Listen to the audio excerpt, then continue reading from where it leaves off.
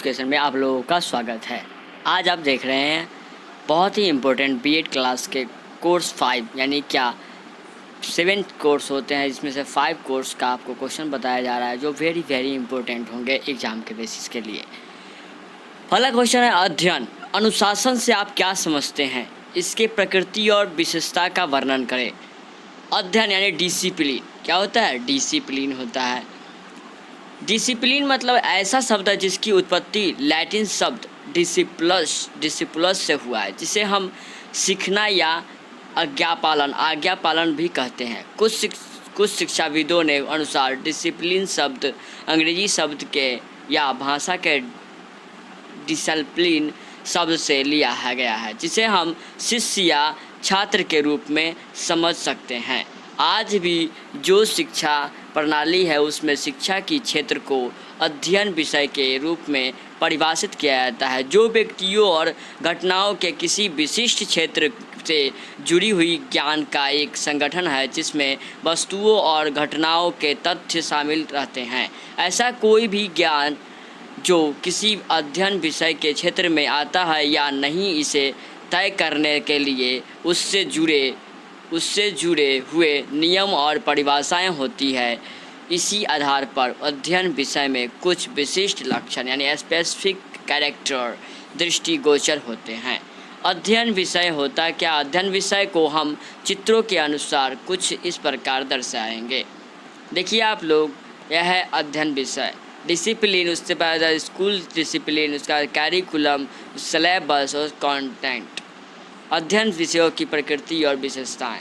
अध्ययन के विषयों को हम ज्ञान का एक गुच्छा समझ सकते हैं, और विषयों को समझने के लिए सबसे पहले हमें एक परंपरागत अर्थ को समझना होगा, जिसमें अधिगम, मानसिक प्रशिक्षण यानी मेंटल ट्रेनिंग, उच्च स्तरीय अध्ययन, हाई लेवल स्टडी को अनुसंधान यानी कि रिसर्च सही ढंग से सम्मिलित किया जाता है। फिर भी कुछ शिक्षाविदों ने इस परिभाषा से सहमत होने के लिए कुछ तर्क दिए, जो निम्नलिखित हैं।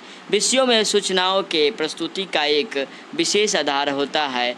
हर एक विषयों के उद्गम उपकरण और विषयों को होती है। नेक्स्ट को कहता है स्वागत। तीसरा कहता है विषयों में नए ज्ञान का स्वागतम किया जाता है। इसकी विशेषताएं कुछ इस प्रकार हैं। पहला, किसी भी विषय का अपना मूल्य के साथ साथ विशिष्ट चिंतन क्षेत्र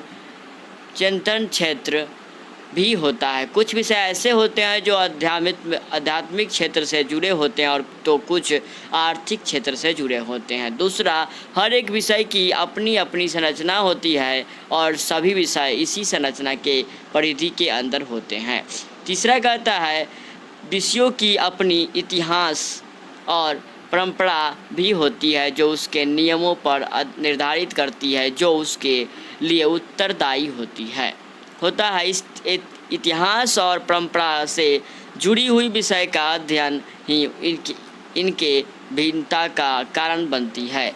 सही कारण इसके महत्व को भी समझना है। चौथा कहता है सभी विषयों का पाठ्यक्रम भी होता है। इसी पाठ्यक्रम में नए ज्ञान की समाहित भी होते हैं, और इसे निश्चय नियमों के साथ सीमित रखा जाता है।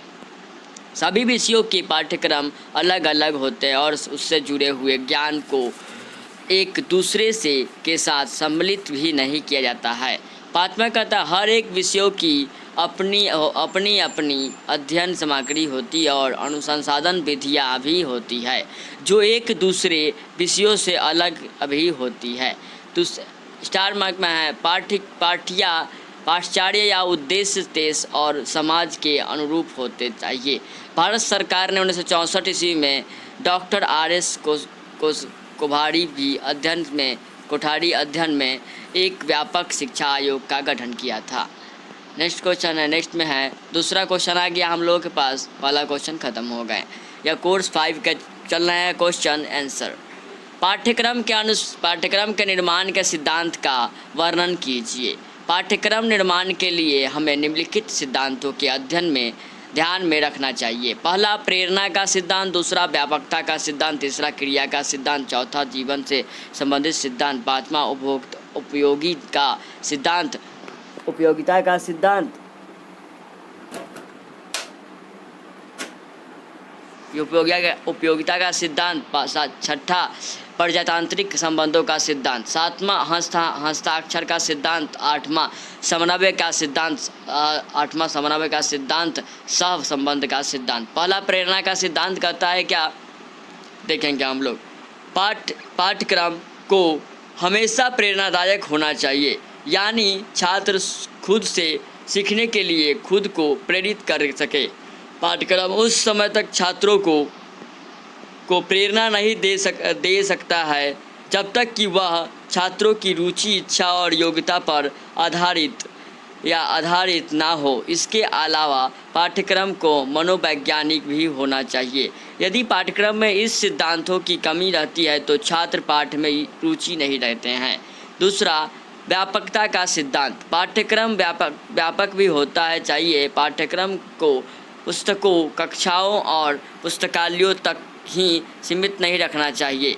अगर पाठ्यक्रम में व्यापकता होती है तो हमारे अंदर नए दृष्टिकोण पैदा होती हैं।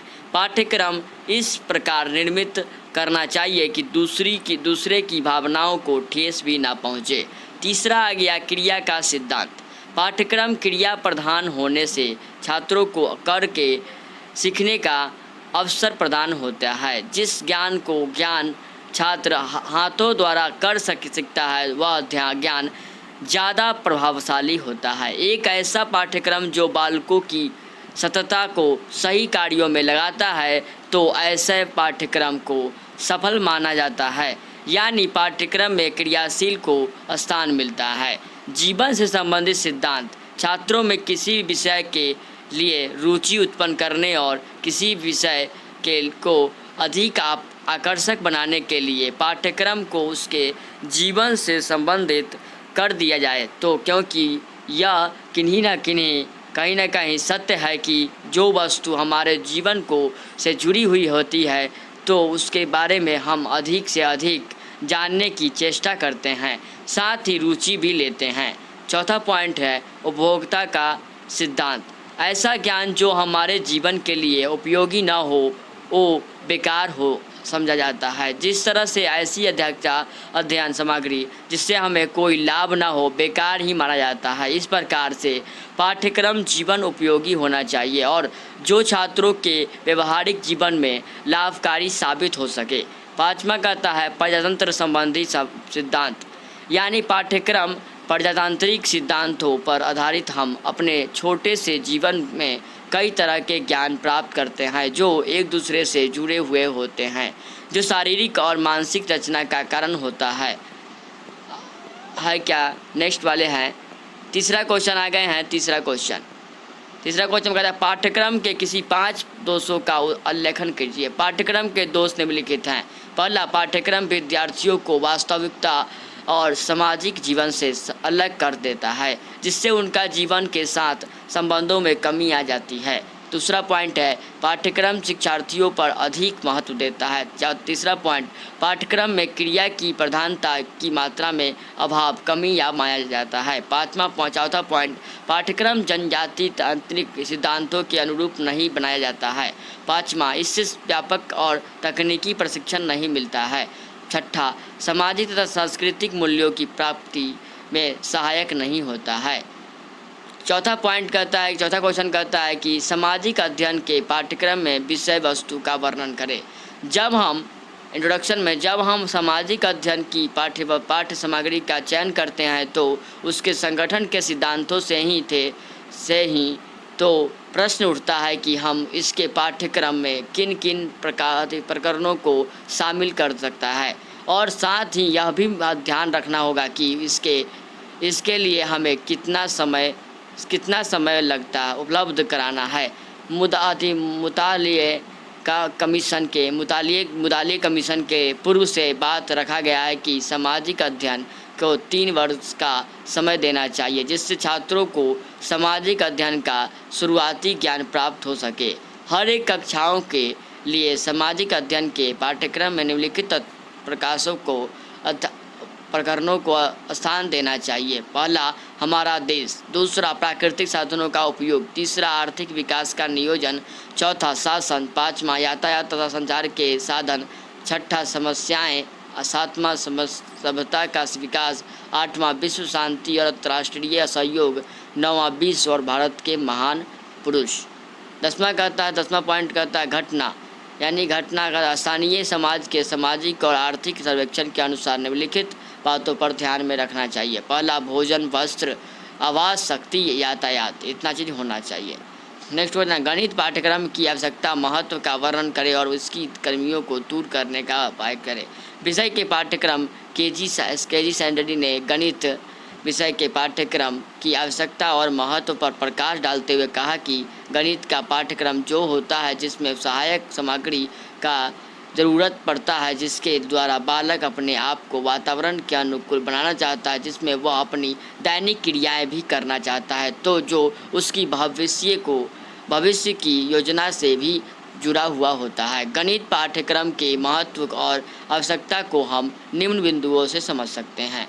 पहला, शिक्षा के उद्देश्यों की प्राप्ति में सहायता होता है। दूसरा, शिक्षा की प्रक्रिया में करने में सहायक होता है।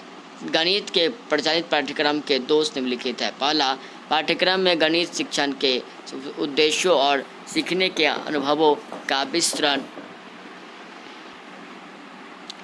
पाठ्यक्रम में गणित शिक्षण के उद्देश्य और सीखने के अनुभवों का विस्तृत वर्णन नहीं किया गया है। दूसरा, वर्तमान के गणित पाठ्यक्रम में नहीं स्थापित विषय केंद्रित नाम ही प्रकर्षित केंद्रीय है। तीसरा, पाठ्यक्रम गणित की निर्माण की प्रक्रिया परियोजनात्मक दृष्टिकोण से भी आधारित नहीं है। चौथा, पाठ्यक्रम के निर्माण सामाजिक एवं सांस्कृतिक मूल्यों को ध्यान में रखकर किया गया है। छठा, पाठ्यक्रम में ऐसे नियमों एवं सिद्धांतों का हमारे जीवन से कोई संबंध नहीं है। सातवां, आज के पाठ्यक्रम में ललियोजनपन की कमी देखी जा रही है। आठवां, पाठ्यक्रम में प्रायोगिक कार्य कोई स्थान नहीं दिया गया है। पाठ्यक्रम के दोषों में दूर करने के सुझाव। माध्यमिक शिक्षा आयोग 1952 से 53 में पाठ्यक्रम में सुधार करने के लिए निम्नलिखित लिखित सुझाव दिए गए हैं। पहला, बालक का पाठ्यक्रम के व्यवहारिक तथा सामाजिक के संबंधित होना जरूरी होता है। पाठ्यक्रम का निर्माण परिस्थिति एवं आवश्यकताओं को ध्यान में रखकर कर दिया जाता चाहिए। तीसरा क्वेश्चन, पाठ्यक्रम में विभिन्नता के साथ साथ लचीलापन भी होना चाहिए। चौथा, पाठ्यक्रम में ऐसी क्रियाओं को शामिल किया जाना चाहिए जिसमें बालक अवकाश